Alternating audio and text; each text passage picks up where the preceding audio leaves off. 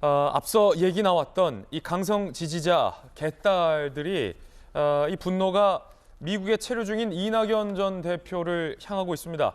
이낙연을 영구 제명하라라는 청원 글이 5만 명을 돌파했다고 합니다. 두 번째 이야기 지금 시작하겠습니다. 갑자기 불려나온 이낙연 전 대표. 개딸들의 폭력이다라는 당내 비판 목소리와 함께 이낙연을 영구 제명하라라는 강성 지지자들의 요구가 있습니다. 이른바 이낙연 영구 제명 청원이 5만 명을 돌파했다고 합니다. 순식간에 5만 명을 넘었군요. 민주당 국민응답센터 이낙연 전 대표를 영구 제명해야 된다라는 청원 동의가 5만 명을 돌파했습니다. 오늘 오전 9시에 저희가 체크해봤어요. 5만 명 돌파 시에 지도부가 공식 답변을 해야 한다라고 합니다.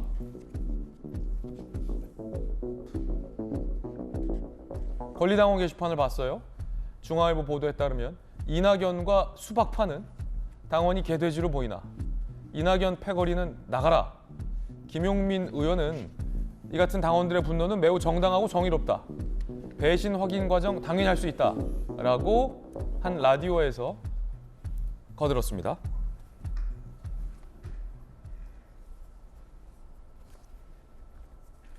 이낙연을 영구 제명하라. 김관선 변호사님, 네. 그럼 미국에 있는 이낙연 전 대표한테 불똥이 튀었어요? 갑자기 왜 이낙연을 제명하라가 5만 명이 넘어선 거죠? 왜 갑자기 이낙연이에요? 미국에서 이걸 총지휘를 했나요? 거기에 대한 증거가 있어요? 괜히 이낙연 전 대표를 좀 물고 늘어진 게 아닌가 싶어요. 그래서 사실은 이제 어떤 생각해 보면 이제 개딸들의 이제 강성파들은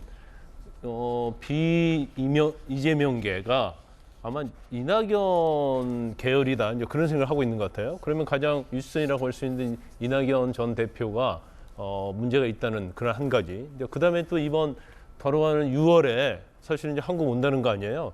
그러면 오면은 사실은 또 이제 구심점이 생길 수 있단 말이에요. 그러면 이재명 대표 입장이 굉장히 또 난감해질 수 있어요. 그런데 그런 걸 포석에 두고 미리 경쟁자의 싹을 자르겠다는 거 아닌가. 미리 백신 예방주사 놓으려고 하지 않는가 이제 이런 생각이 들어요. 그래서 저건 굉장히 좀 생뚱맞다는 생각을 좀 하고 있고요. 근데 강성 지지층이랄지 처럼이랄지 친 이재명계 그리고 지금의 어떤 이재명 대표를 민주당과 동일시하는 어떤 지도부의 이런 행태가 사실은 지난 체포동의안 때 엄청난 반란표를 도래하게 만들었거든요. 그러면 사실은 거기에 대한 반성이 있어야 하는데 그 반성보다는 오히려 자신들과 의견을 달리하는 사람에 대한 공격으로 일삼는단 말이에요. 결과적으로 지금 민주당이 사실 일반적인 정당이 가져야 할 민주적 형태의 운영이 안 되고 있다. 그런 생각을 할 수밖에 없어요. 더군다나 이제 강성 지지층이랄지 오히려 친 이재명 이런 사람들이 어떻게 보면 이제까지 이재명을 지키는 데 있어서 버팀목이 됐는데 저는 지금 보니까 이제는 이제 장애물이 되어가고 있다. 그래서 점점 더 국민의 특히 중도층과의 거리가 지금 굉장히 아주 급속한 속도로 지금 멀어져 가고 있지 않는가 그런 우려가 됩니다. 자, 지금 5만 명을 넘어섰기 때문에 꽤 숫자는 되는 거고 이재명 대표를 향한 이 강성 지지자들의 이번 분노가 집단 반발에 대한 분노가 이낙연 전 대표를 향해서 엄청나게 가고 있는 것만은 분명해 보입니다. 개딸들이 이러는 데는 이 같은 이유 때문이라고 합니다. 지난 대선 경선 과정에서 이낙연 당시 후보가 이재명 당시 후보에게 대장동 의혹을 집중적으로 제기했다라는 게 그 이유입니다. 들어보시죠. 대장동 사건은 저희 민주당에게도 큰 짐이 되고 있습니다. 대장동 이슈가 민주당의 호재냐 아니냐에 대해서 호재다 이렇게 답변을 하셨어요. 제가 좀 놀랐습니다. 근데 이낙연 후보님께서는 이제 저의 문제만 들여다보시니까 그런 것 같고요. 그 문제를 저한테 책임을 묻지 말아주시기 바랍니다. 잘된 것은 자기 공이고 못된 것은 남의 탓이고 하는 것을 여전히 지금 반복하고 계세요. 대장동 개발 비리 의혹에 대한 정부 합동 특별수사본부 설치를 촉구합니다. 대장동 개발 비리의 본질은 부정부패입니다. 종합적이고 강력한 수사가 필요합니다. 수사기관 사이의 칸막이를 없애고 전방위로 수사를 확대해야 합니다. 전윤기 의원님, 자, 이 같은 발언들 때문에 결국 이제 개딸들의 분노가 향한 건데 지금 들어보니까 이낙연 후보 말대로 지금 다 수사가 전방위로 칸막이가 없어지고 확대가 되긴 했는데 엄밀히 따지면 이낙연 후보가 저렇게 얘기했다고 또 이런 수사가 이루어진 거는 아닌데 개딸들의 의심은 지금 이 반란표의 배후에 미국에 있는 이낙연 전 대표가 있다라고 보는 건가요? 그러니까 뭐 그렇게 탓을 하고 싶은 분들이 좀 있으신 거죠. 그러니까 예전에 지난 대선 경선 때에도 뭐 대장동과 같은 건으로 계속적으로 공격을 했던 진영들이 이낙연 계의 진영이다 이렇게 생각하셔가지고 이렇게 이낙연 대표한테 책임을 물으시고 계신 것 같은데요. 사실 그건 좀 바람직하지는 않습니다. 지금 이낙연 대표는 미국에 계시고 그 배후에 있다라고 볼 수 있는 그 근거가 전혀 없다라고 저는 생각하기 때문인데요. 5만 명이 넘었기 때문에 당에서는 당연히 이에 대한 답변을 해야 될 겁니다. 예. 그러나 이 답변이 누가 봐도 뻔해서 이것은 문제가 되지 않는다라고 아마 판단을 내릴 것 같습니다.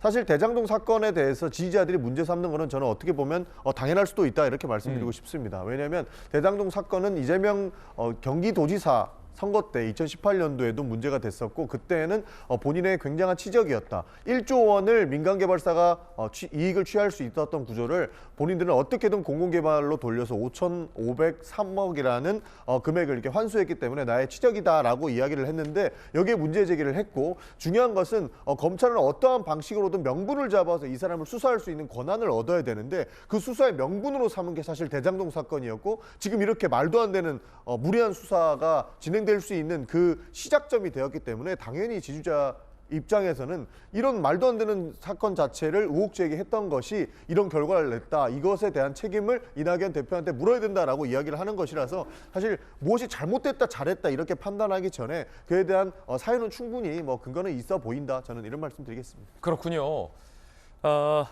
강성 지지자들의 이낙연 전 대표를 향한 이 같은 비난, 비명계의 이상민 의원은 낫짓이되냐라고 비판했습니다.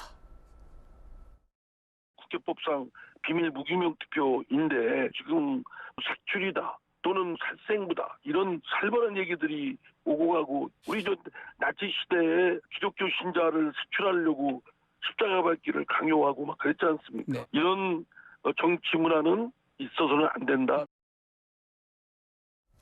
낫짓이되냐? 김용주 의원님 네. 어떻게 보십니까?